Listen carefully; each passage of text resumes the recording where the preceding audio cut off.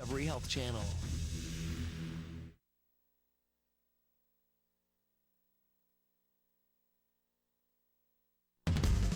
Impact. How much can the human body take? A hiker slips in a stream and is swept over the falls and down a cliff to almost certain death. In an instant, your life can be shattered. Without warning, your body broken, your future left hanging by a thread. Only the heroism of total strangers, cutting-edge technology, and the practice of bold medicine stand between life and death. These are stories of survival, about real people pushed past their limits, lives forever changed by a moment of impact.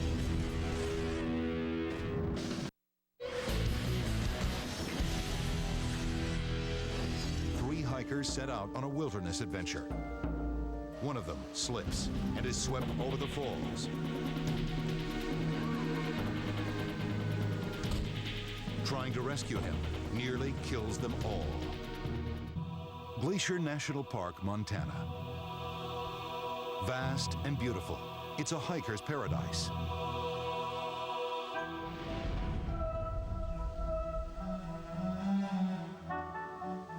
In 1998, Rose Marcussello and Steve Powell chose to travel to Glacier from New York for their first major wilderness adventure. The couple brought with them a friend and seasoned hiker, 32-year-old Eric von Ranson. It was the first full day of their trip. The trio had been hiking for about 3.5 hours. It was noon and hot, and they were running low on water. I think it was only about 10 feet off the switchback, there was this waterfall.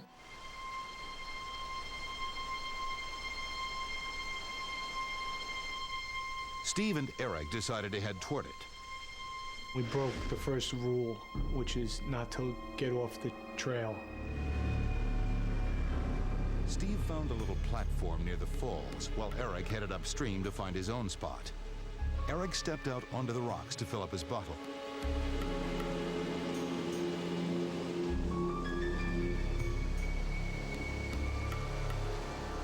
Suddenly, he lost his footing and began sliding. I was crouched down, pumping up the water, when I heard Eric scream. He was coming down fast. It was very, very scary. I thought that I would be able to grab a pine branch to anchor myself and then maybe give him an extension of my arm. Hey! Right here, my hand! Come on! Hey! Grab it! Hey! Eric shot off the cliff and fell out of sight. I heard Eric scream. I was filled with fear. I looked down in the falls and I see Eric lying there. He's about 40 or 50 feet below me. All around him were these sharp rocks. There was not a thought in my head of survival. Eric had fallen the height of a 4-story building. He lay motionless at the base of the waterfall. Steve scrambled to get down to him. I really did not expect Eric to be alive. I just couldn't imagine anybody living through that. Too far, too many rocks. Eric! Oh my God! To Steve's great relief, Eric was alive and conscious. Eric! You're alive, man. He had made a depression in the ground and the water was gathering there. I thought he was going to drown. I lifted his head up just a little and slid a rock under him. Steve ran back up the falls to get Rose and their packs.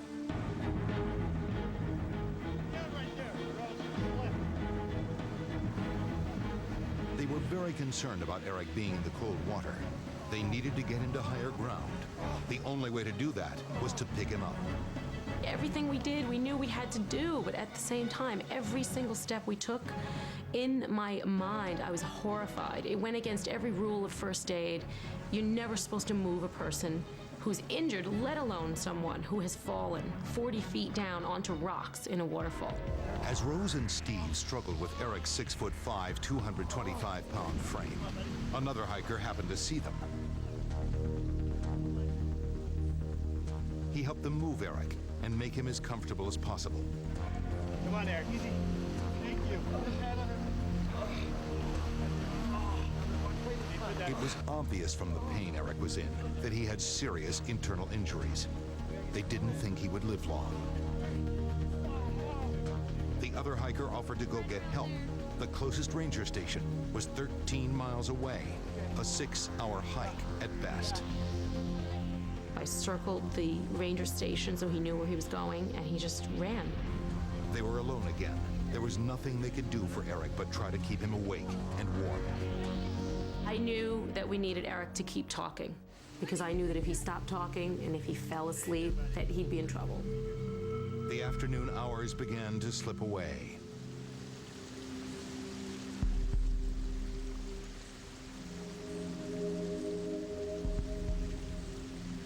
It was so frightening, because I knew what that meant. First of all, the temperature was dropping rapidly.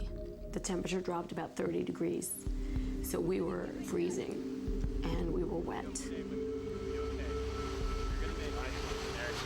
you're not gonna die. You're not gonna die. You'll be okay. Rose and Steve had few ideas left. Their last resort was to build a fire. It was illegal to start a fire outside the official park campgrounds, so they hoped the smoke would attract attention. It did. A troop of Boy Scouts had been hiking in the area. They came over to see what was going on. The troop leaders were trained in first aid. They fashioned splints out of tree branches and immobilized him as Eric writhed in agony. Oh, God.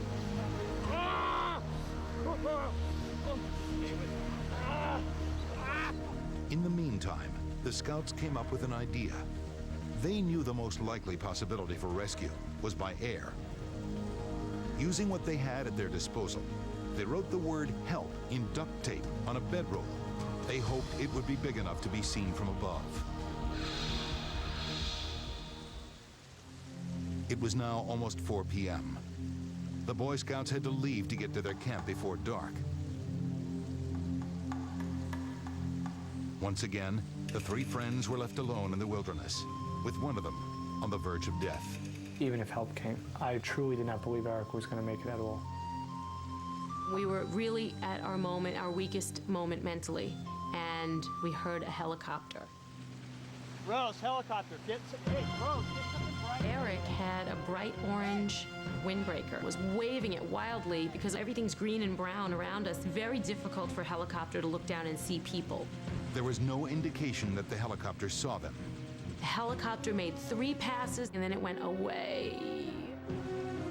I really was in a moment of devastation, and we really came to probably what was our first moment of the hope, like, going away from us, of being rescued.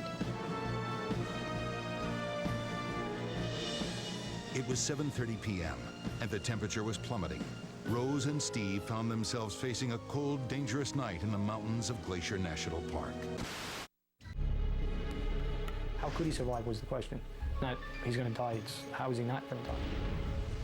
Half an hour after the chopper came and went, Rose and Steve noticed 3 figures hiking down the falls. As they drew closer, the couple could see the green and yellow colors of the park rangers. The rangers made it down the steep terrain with all their equipment. The area that Eric fell in has claimed lives before. It's an area that the rangers, when they arrived on scene, probably had an expectation of finding a patient that was not alive. Eric was still alive, but it didn't look like he would survive the night. They had to get him out with only 30 minutes of light left. The rangers' biggest concern was how they were going to get him extricated from the scene. Carrying him out would have taken much too long for the condition that he was in. The terrain in this area, it is a very mountainous, very heavily treed. There was no way to get a helicopter into the site. They had only one option. They would need to short-haul Eric out of the park. Without landing, the helicopter would lift Eric out at the end of a long cable. It's a risky rescue technique, used only as a last resort.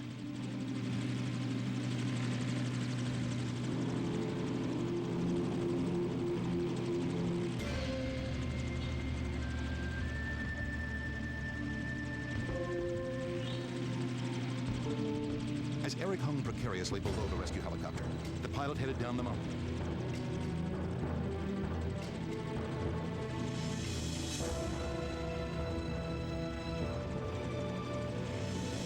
When the helicopter finally reached the clearing, Eric was lowered to the ground.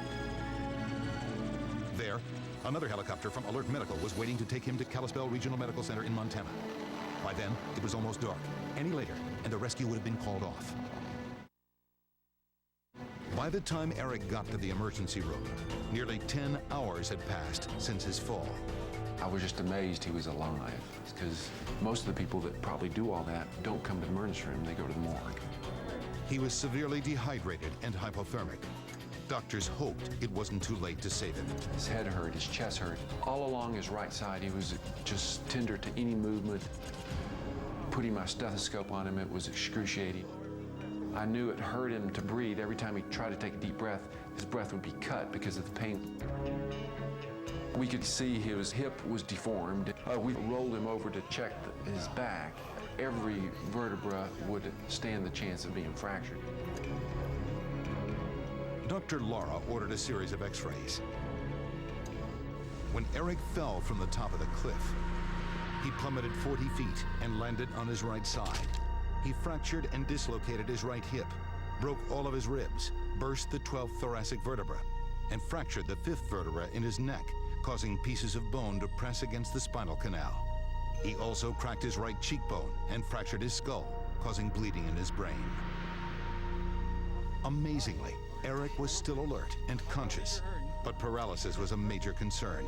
He had been moved several times since his fall, and any one of those moves may have damaged his spinal cord. In addition, his hip had been out of its socket for so long that the bones may have died from the lack of blood supply. Eric was rushed into surgery. The cervical spine fracture was treated first and urgently.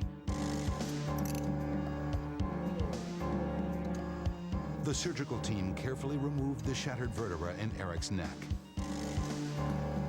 A small strut of bone, which was taken from part of the pelvis, was put in its place. And then in order to stabilize that, a titanium plate was placed over the bone to make it structurally sound and allow all the bony elements to heal together for Eric. At the same time, surgeons manually forced Eric's femur back into the hip socket. Eric's body wasn't able to handle more surgery at that time, so doctors kept him in a brace until he was well enough to undergo an operation on his back. 2 days later, Eric was taken back to the operating room. The surgical team fused his spine and stabilized it using titanium rods and screws. The rest of Eric's fractures would have to heal on their own.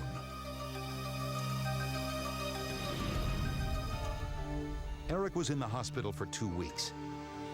He defied all the odds. After falling down a 40-foot waterfall where others had plunged to their deaths, Eric survived. I'm very thankful to all the people that risked their lives to save me. I think what they did is amazing, and I only hope that sometime I can give back a quarter of what they've done for me. Within 3 weeks, Eric was walking with crutches, overcoming excruciating pain. Eric never imagined an accident like this would happen to him. I grew up out in the woods. I spent a lot of time out in the middle of nowhere by myself, and I felt fairly comfortable out there. I'm used to scrambling around in the dirt, and I didn't think it was that unsafe. My feet just shot out from under me. I knew I was gone. I was shooting down the slope, and I saw the fall coming, and I knew that was it. I knew I was dead. The first moment when I saw him lying there, there was just no telling what would become of him. And fast forward a few months, and he's his old self, which is very surprising. It's like a miracle. 7 weeks after his fall, Eric went back to his job as a sound designer for Broadway shows and other large events. He's always up on a ladder, at home and at work. I have no fear of heights, and I would think that I should be terrified just by what I've been through, but no, I don't feel it at all. His strength and his fortitude and his courage was a pillar for us. 1 year later, Eric returned to the scene of the accident and completed the hike he had set out to do in the first place. Lives forever changed by a moment of impact.